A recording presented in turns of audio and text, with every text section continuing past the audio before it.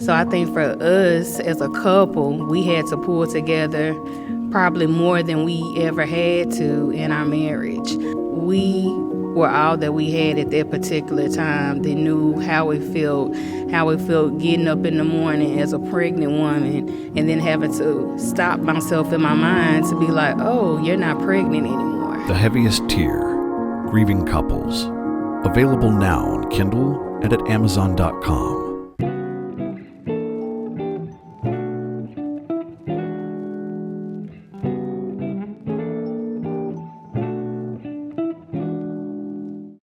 Hey guys, welcome back to Her Story, our podcast. We are so glad that you are here today to hear our special guest. So today we have a special guest. Her name is Tondrea Maclin.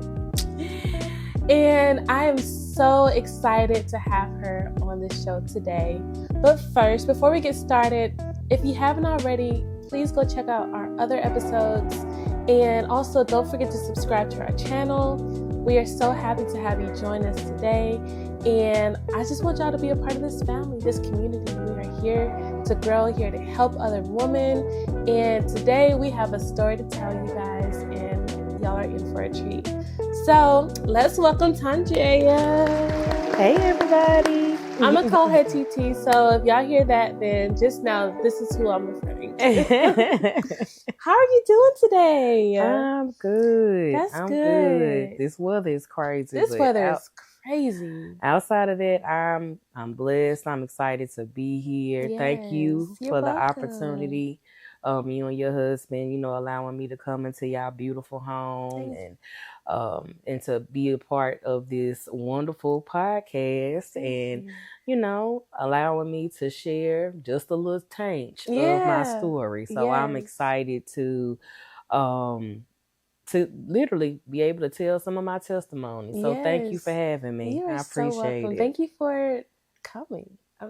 Thank you for being here. I'm honored to have you here. I'm honored to be in your presence right now.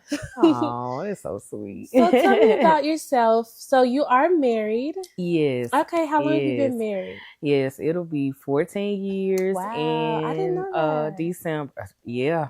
Oh my goodness. So I'm truly, truly thankful, truly blessed. I'm married to the Marquisse Maclin. Come on, V. And Marquisse is a phenomenal husband, a wonderful father, a son. He wears a lot of hats. He's also a minister at our church, Judah Temple of Praise. Mm-hmm. Right now he's out serving, working with the youth and things like this. So, I'm extremely blessed. Yes. So, yes. That is awesome. I love that. I love that so much.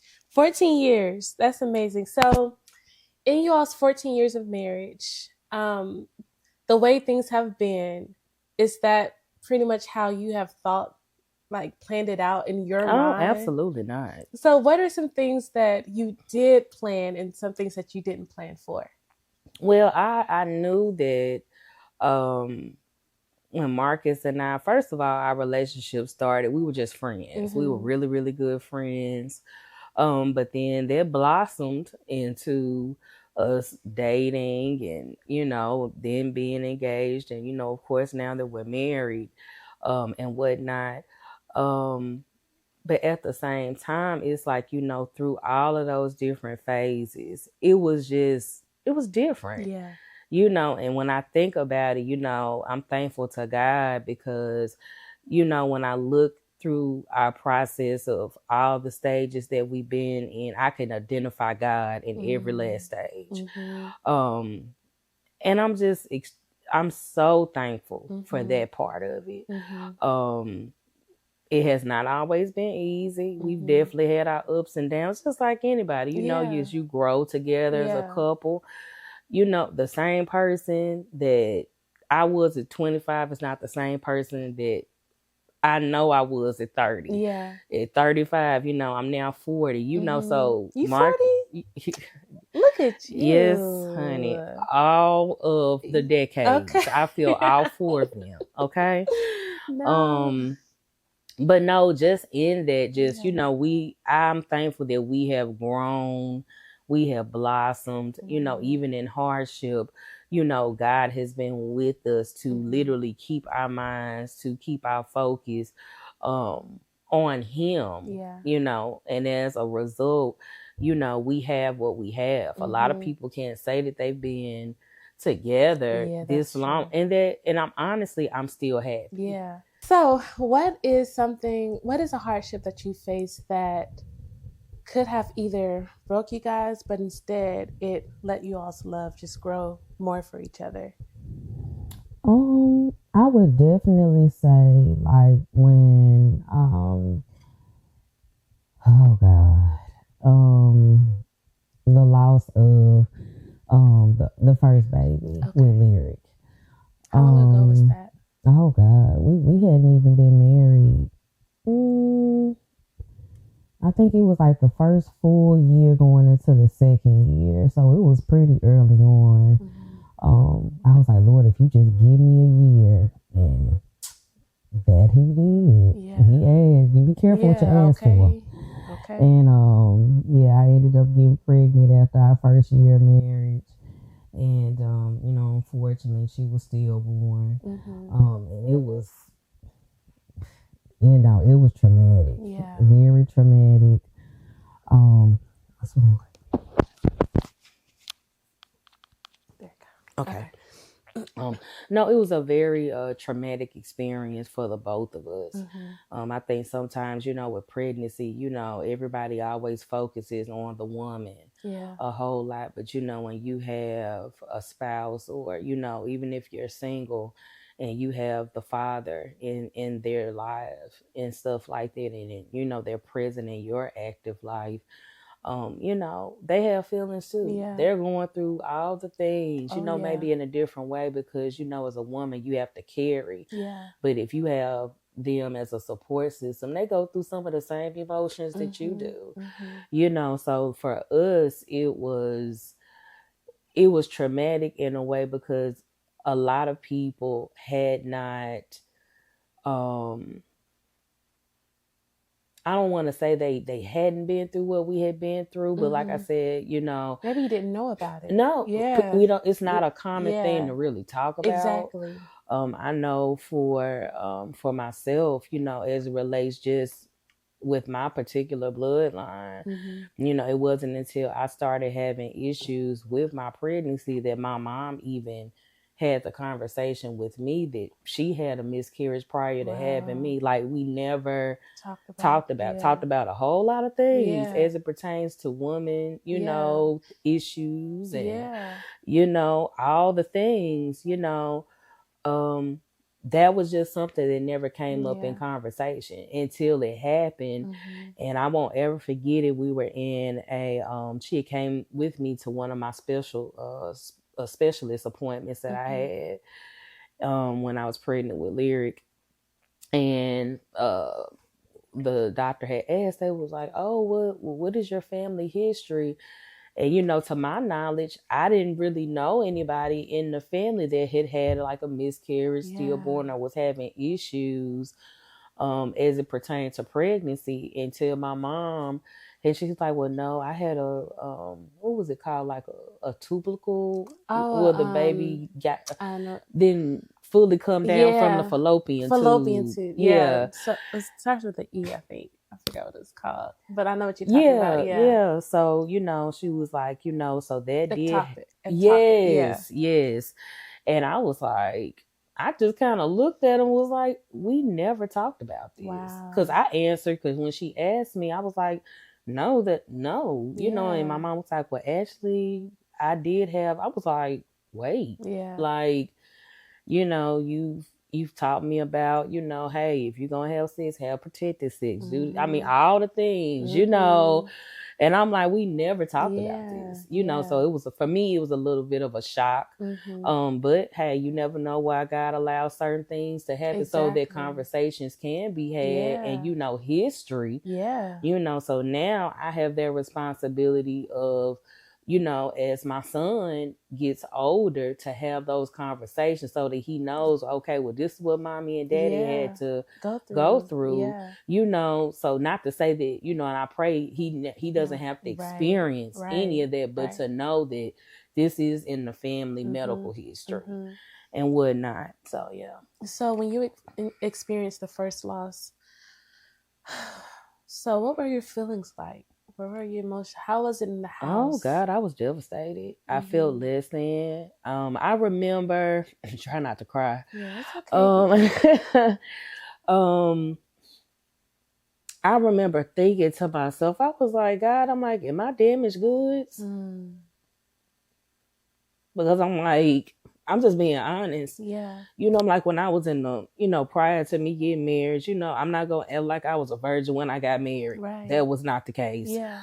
You know, and I was out here just doing what I wanted to do, you know, in relationships with different guys and stuff like that. Having sometimes, you know, protected, unprotected sex. I mean, it is what it is. I'm not going to sit up here and lie and act like I'm a perfect being. I'm not. Yeah. But at the same time, it was one of those things where I'm like, okay, now when I was out here, I hadn't committed myself to anybody. Like I was in like maybe 1 or 2 serious relationships, but not to the point of marriage, like with Marcus. And I'm like, I'm out here doing what I want to do, in my eyes, having fun and all the things. Never got pregnant. Never. Wow. And I'm like, okay, I'm married. Yeah. You know, I've gotten myself together. No, it was just one of those feelings. Like, I just didn't feel.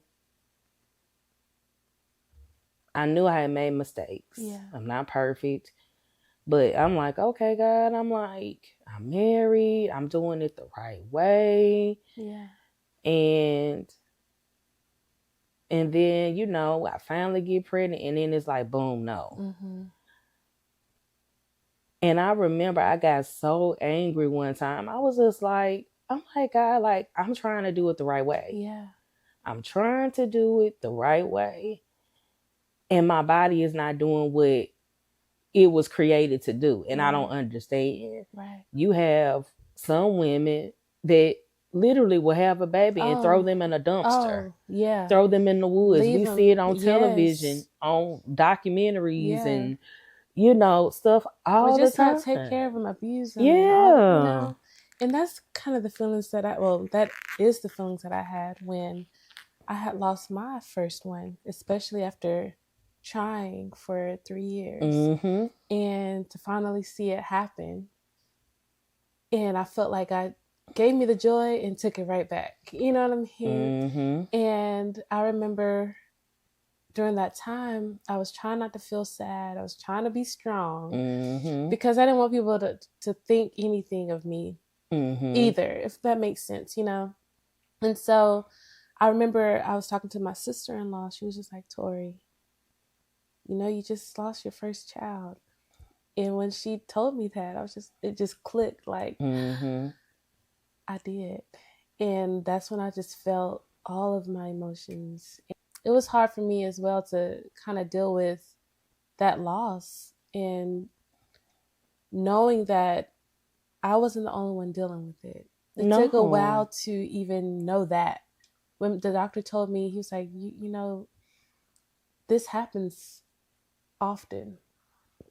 And I was just like, no way. Because you just don't hear it, like you said. You just don't talk about it. I mean, and realistically, who really wants to talk about it? Who does? Because it's painful. You know, all the emotions that come with it.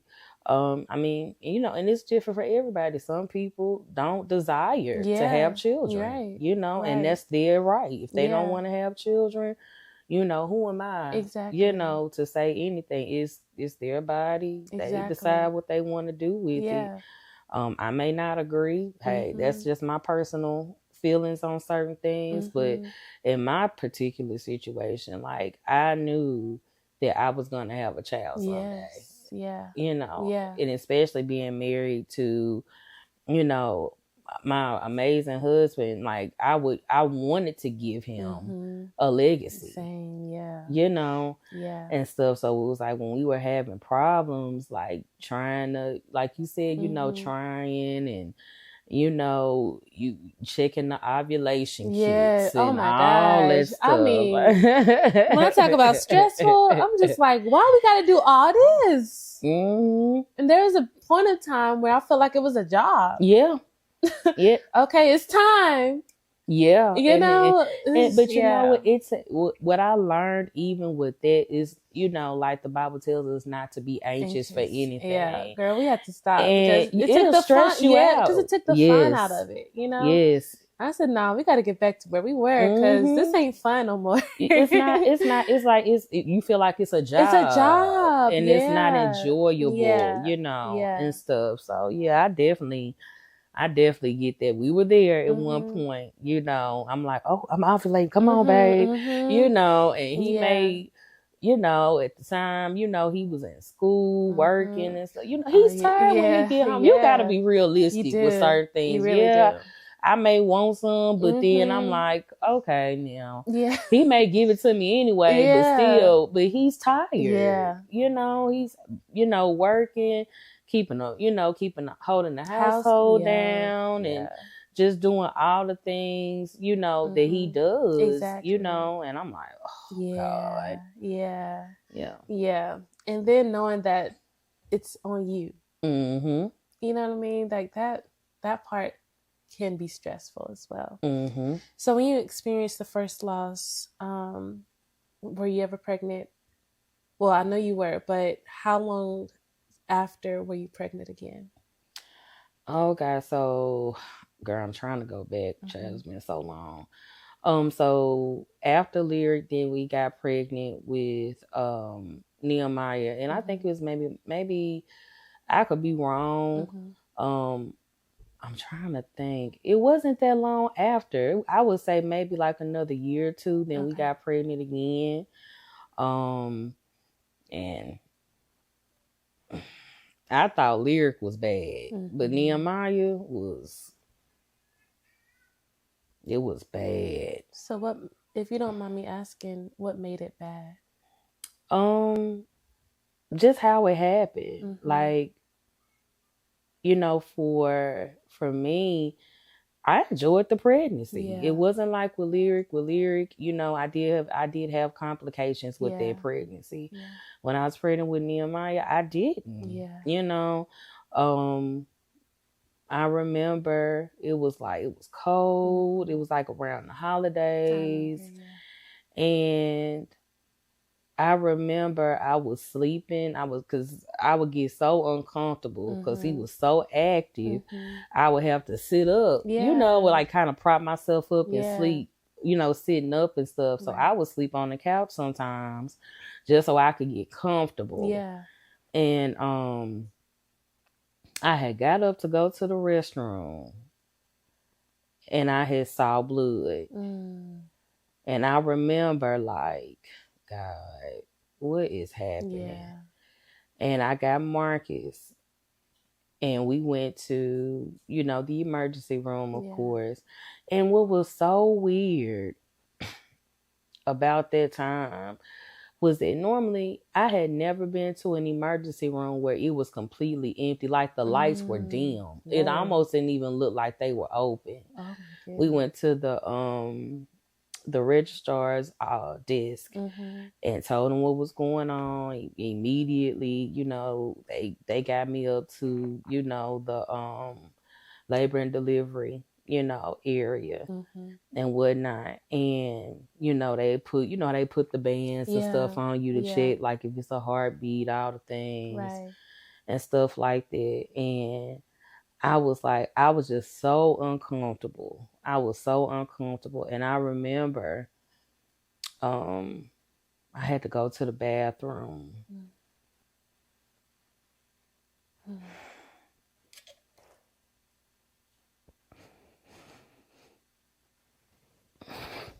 I'm sorry. It's okay. I remember I had to go to the bathroom. And they put a medical term for it as a hat. They put a hat in the toilet to like check like, my urine and all the things. And I was just like, because I was bleeding, Yeah. as I told you, so they Yeah. were just kind of monitoring that because, I'm sure they didn't want me to hemorrhage or nothing Yeah. like that. Yeah. And I felt something drop, like in my, Yeah. my little below. Yeah. And I called Marcus in there, and I was like, I said, Marcus, I said, I think it's a blood clot. It felt like really big, like I couldn't Push it out. push it out, Yeah. and stuff like that.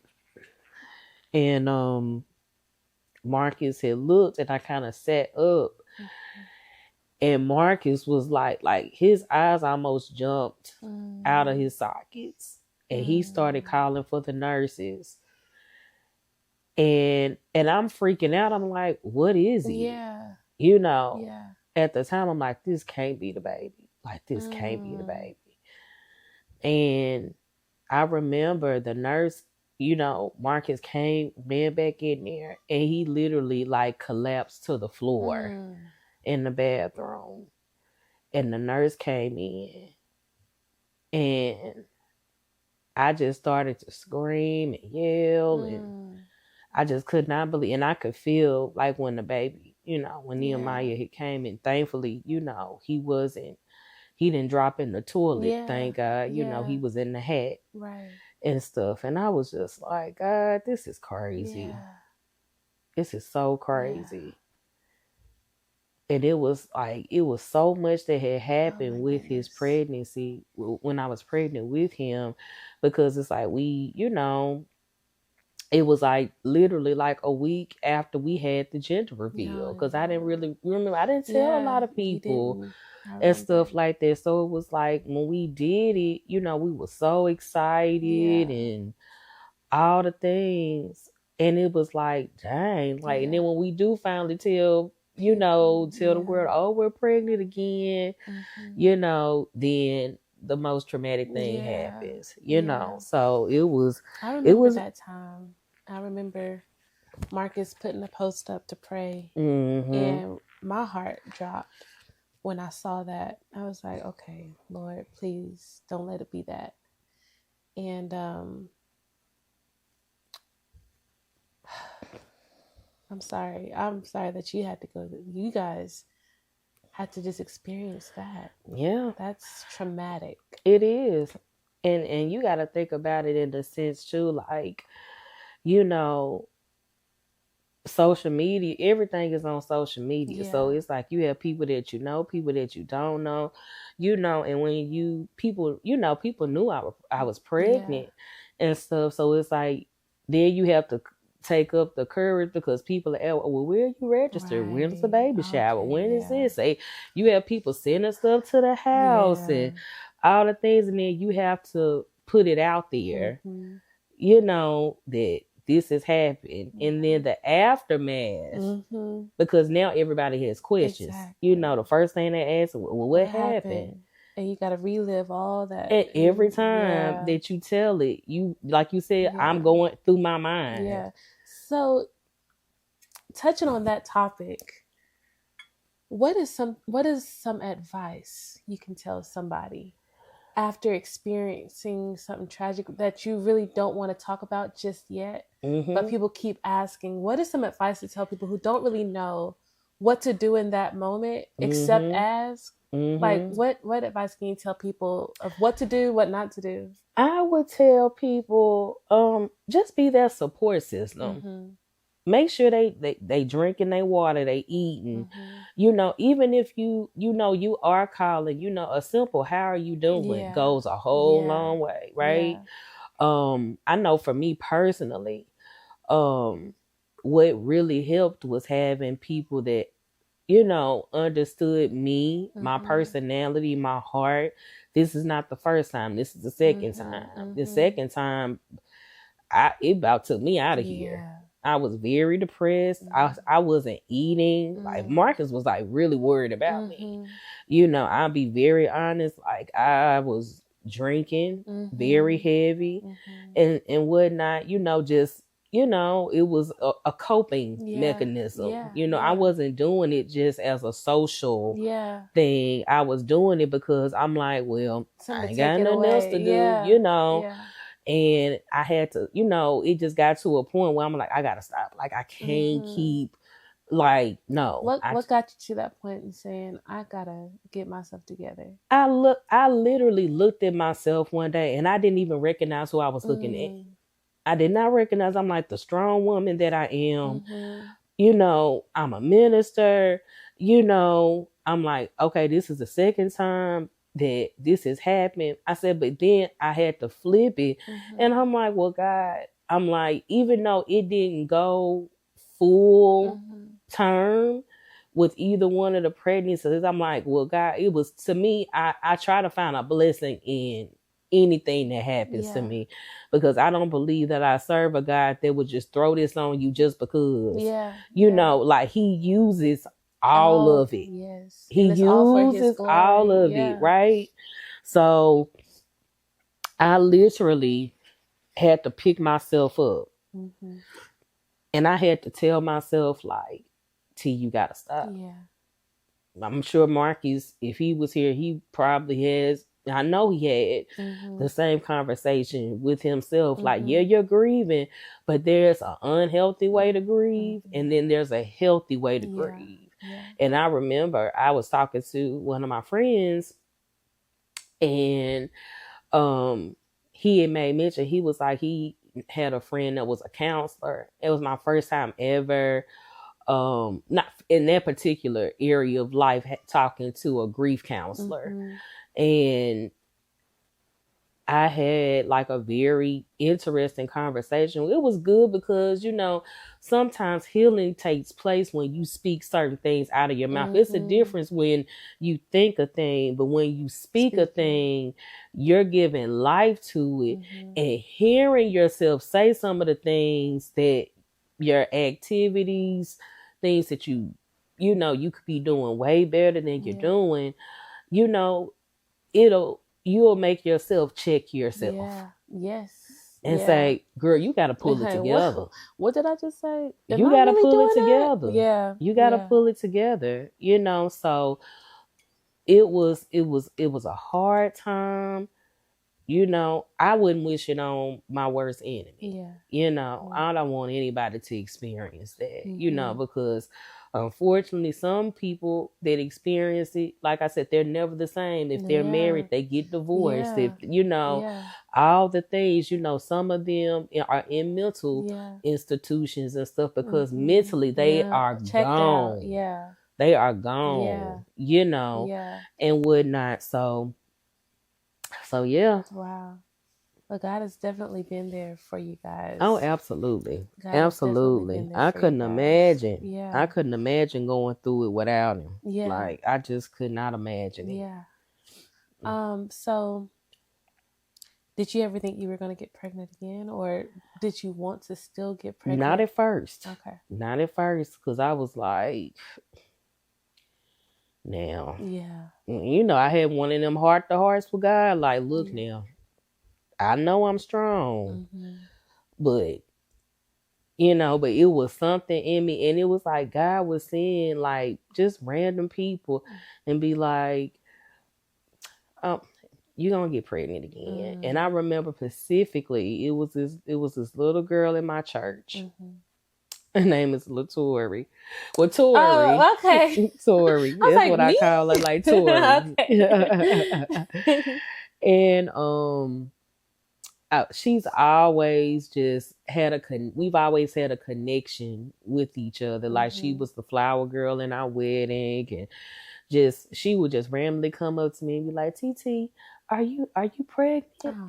Like, she would, God would always send her to me, and she would just randomly ask me, out of all the questions, she would ask me, because I remember when I was pregnant with Nehemiah, and her mom had to tell her that, because she was so excited that I was pregnant. And then when she found out that, we had lost the baby, she was devastated. She came, and I was at that particular Sunday. I saw her. She after I because you still gotta heal and all of that kind of stuff. So they didn't see me for, like I took my full maternity leave, and stuff like that. So when I came back to church and she saw me and she just hugged me and just cried. She was so hurt. So, then we fast forward to the miracle. Okay, so were you guys trying? No. Okay, so tell me about that. We were not trying. But like I said, I'm thankful for my villages, people that still had hope, and they were like, no, you're going to have a baby. Like I would just have random people come up to me, text me, pray with me, and just encourage me, not to give up. If God said he's going to do a thing, he's going to do a thing, and I won't ever forget. I was at work and I just had, it was like when you've been pregnant before, in your body, like you could kind of, it's I can't explain. It's a feeling. You just know, right? Like, and stuff. So, and I'm thinking to myself, like, I'm like, God, you got jokes. Because I remember you telling me, weren't you about to do IVF? Yes, I literally. You were about to do IVF. Because I remember talking to your sister. And we were talking, and she was a big encourager. That's amazing. She really was. Because like I said, when you've been through it, oh man, it's devastating. So to have people that can cope with you on that level, it means a lot. And even those that could particularly haven't been through it, like you said, if it's nothing but a simple hug or just check, hey sis, did you eat today? And sending food to the house and just different things, you can support in so many ways. If it's nothing but just a prayer, right? Instead of always asking, what happened? Because it's exhausting. Oh my God, mentally it is, emotionally exhausting. Yeah. But I try to give people grace because you're not thinking, and you really honestly don't know how many people have probably asked them that same question in that same day. Yeah, that's true. And it's like you don't want to just snap off on people because now some people will ask because they just know. Yeah. You really don't care. You're not praying but for you me. know, but this is true. Because the people who don't really talk to you come exactly. up. Okay, y'all. Yeah. Yeah. Do you really care? You just want to know. You just want to know. You just want to know. So you can talk about it. But yeah, I'm just truly thankful for God putting certain people in my life to be there, to invest their stories in my life so that, I didn't feel alone. I had quite a few people that I didn't know had experienced, some of the things that I had experienced with my journey through pregnancy. But getting to Jeremiah, it was like, it was so crazy. I remember going to get a pregnancy test. And I think Marcus knew. Yeah. I think he knew too. The husbands be knowing. He knew. Yeah. Like, it was, I'm trying to remember. It was like, he would wear, it was like, I think it was like a t-shirt or something that he would wear. And we actually have like the recording. I'm going to send it to you when I told him. Or whatever, because it's actually on my Facebook page. I have it linked at the top on my Facebook page of when I told Marcus that I was pregnant and stuff. And I was just like, hey, babe, I got something to tell you. And he was wrapped up in his Snuggie on the couch. And I told him, and he was just like, babe. Oh. And then he was just overwhelmed with emotion. They quit playing with me, man. I ain't, listen. You made it really real, I suppose. Yeah. I'm gonna get up, make some coffee, have a shower, get ready, and we'll hit the day. You're gonna be a dad again, babe. Intimacy week. We're married. And You're gonna be a dad. really conscious that, you know, the experts asked. Yeah, for real. Babe! And we tried. Look, it was good. Look, I wouldn't say it was the Babe! longest. I know.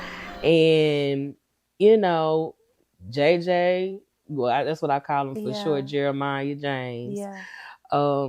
He was a pandemic baby. Yeah, so it was a blessing for me because I didn't have to hide my pregnancy because we couldn't go nowhere anyway. Yeah. So I wasn't going to church. Right. I was, the only time I really went out was like to go to the grocery store or to go to doctor's appointments. Like nobody saw me, so nobody knew. Yeah. Like even when we, because that's one thing that God told me to do. He told me, he gave me a specific list of people to tell that I was pregnant. And I didn't understand why, but God was like, just be obedient. Yeah. So it was only a handful of people that even knew I was pregnant. So when God gave me the go to even release the fact that we had JJ was already 3 months old. That's crazy. He was already 3 months old. You know, and people were like, oh my God, I didn't know that you were pregnant. I said, honey, we already, when I posted, we did a whole photo shoot. Okay, you remember? yeah, I remember. Yeah. I said, we had a baby. Right. Okay. Yep. So it was like my maternity shoot. I was like, I was pregnant or something, but the tag, shout out to Jonathan Snort. Okay. Oh, he's a beast. Yeah. He did our photos and stuff, and he put that tag on there. The Maclins had a baby, and I saw that. I said, "Thank you, Jesus."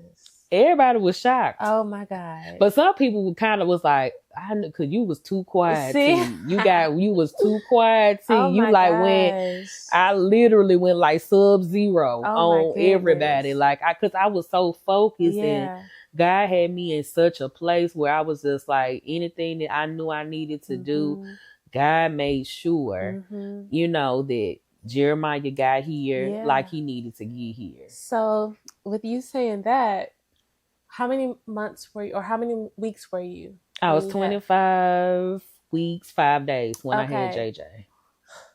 Yeah. How are you feeling? I was scared. I was scared out of my mind, like literally. Okay, so prior to me having JJ, I was admitted into the hospital about 2.5 weeks, almost 3 weeks prior to me having him because, like I said, I was going to my regular OB. I had a specialist. You're going weekly, right? Yeah. Twice a week. Okay, wow. I was going twice. They was watching me so close. Yeah. And I remember going to one of my specialty appointments and that lady came in there because I was getting ultrasounds, like I said, like twice a week and stuff. And she looked at me and she was like, you need to go to the hospital. And I'm like, why? What's going on? I'm like, God, God. And they was like, no, we just need to watch you a little closer. There was some stuff going on with my placenta and stuff. So they was like, oh, we need to put you into the hospital. So I was like, now? It was like, yeah.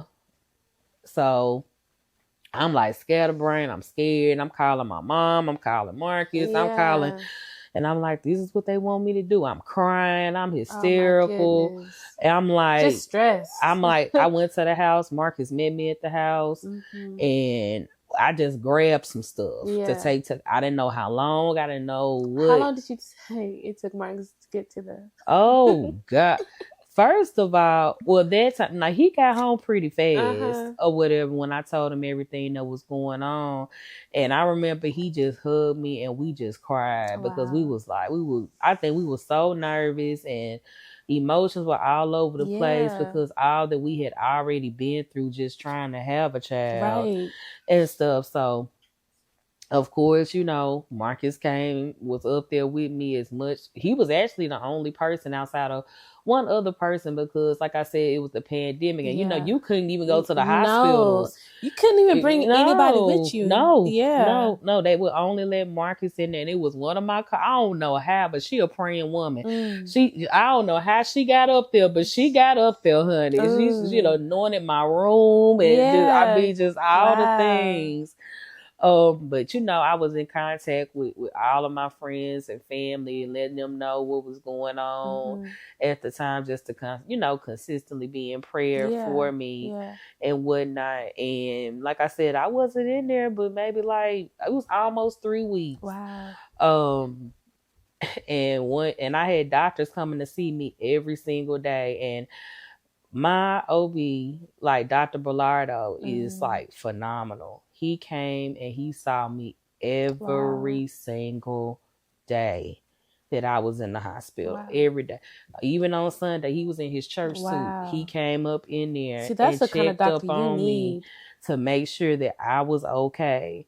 And it was so crazy because the day that we had Jeremiah, one of the specialists that came in was Dr. Wayne, who it was the same lady that when I told you about that my mom came to the doctor with me for. She was the same. She was the same specialist that came in there, and she was like, "You look so familiar." And I was like, remember I was pregnant with Lyric and I brought my mom with me. And she was like, oh my goodness. Even how she remembered that. She checked everything, and she looked at me, and I didn't know what she was about to say. And she said, Jeremiah's ready. Oh. And I said, what? I said, what do you mean ready? Like, are you about to take him? Right. Like, you can't just leave it at that. I was like, what you mean take him? Right. Like, they was like, no, he's ready. He's ready. She was like, call Marcus. By the time Marcus got there within maybe 6 minutes. And how far is this job usually? Well, it's down. I was at St. Thomas. He worked in Green Hills. And he got there. I promise you. How did that happen? I have no. He was speeding. I know exactly what was going on. Had to have been. I mean, that's like 100 off top. I ain't even asked how fast he was going. I didn't want to know. But he got there literally within minutes. He was pulling up in the room, and I looked. I was like, "What?" I mean, in the room though. In the room. That's crazy. He was in the room. They got him. They was already prepping me, to get my IVs and all the stuff. And they got him some his gown and the hat and all the other stuff. And well, this day has turned into a birthday. Day after Thanksgiving. 11/27 at 11:15 on 11/27. My son's coming. God, we trust you. There's nothing that can shake my faith.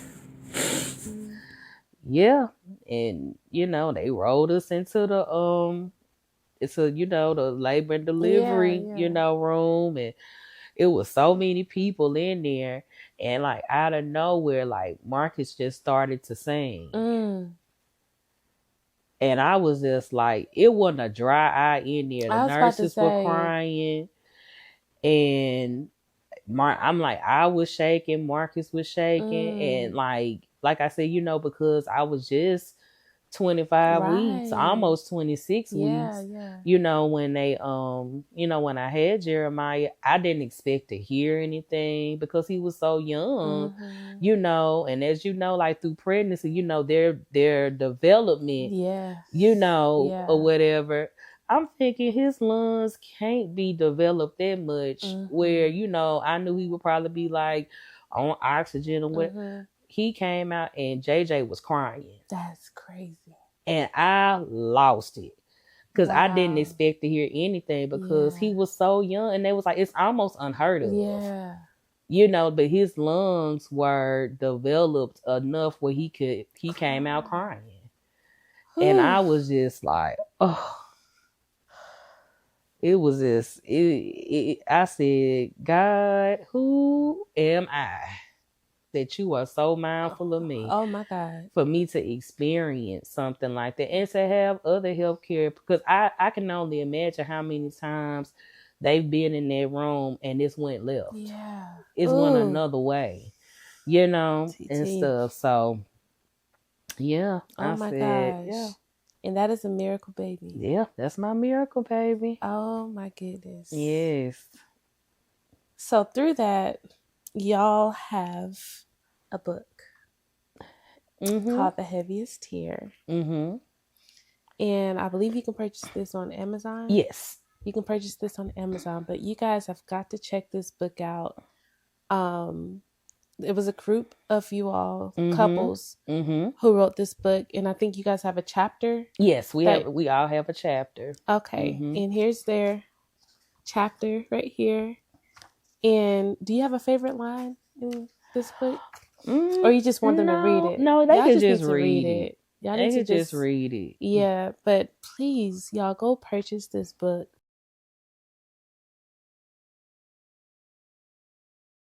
But I'm so proud of you guys because thank you. I mean, even making it to this moment of writing something for other people who experienced or who are experiencing the same thing that you've gone through. You're allowing God to use you in that, and through your story, you're going to be able to help heal. Absolutely. Like I said, God uses all of it. I'm so thankful for, for the Watson family. They have been a blessing to, myself and Marquisse, and so many people. Like I said, when you've been through it, and I'm gonna make sure I told them, about, the podcast and stuff.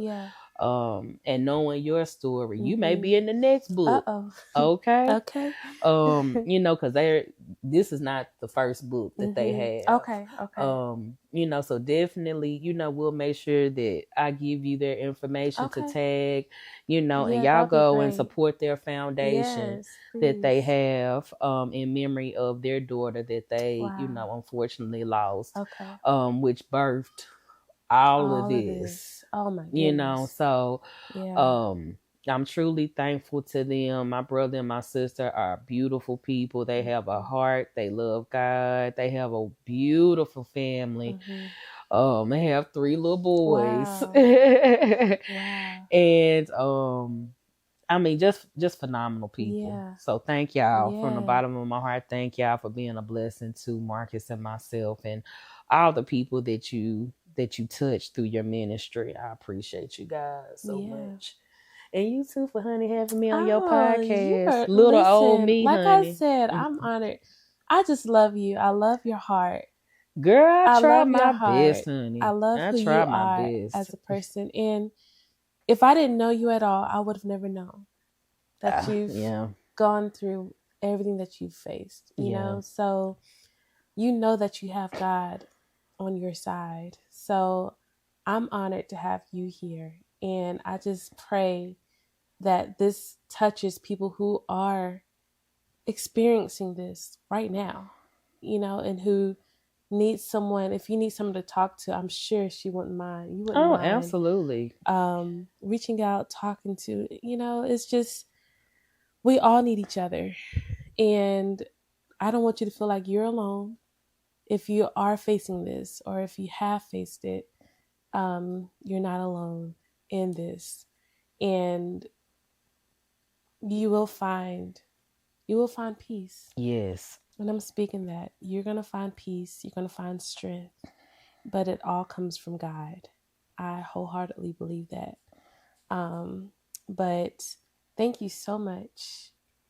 Thank you for having me. For coming on this podcast. Listen, I made sure I put it on my calendar. It's Mom's, honey. Everything got to go on the calendar. Yeah. Okay. We may have you back because we want to talk about life after. Oh, we sure can, honey. Let's put something on the books. Yes, life after the miracle.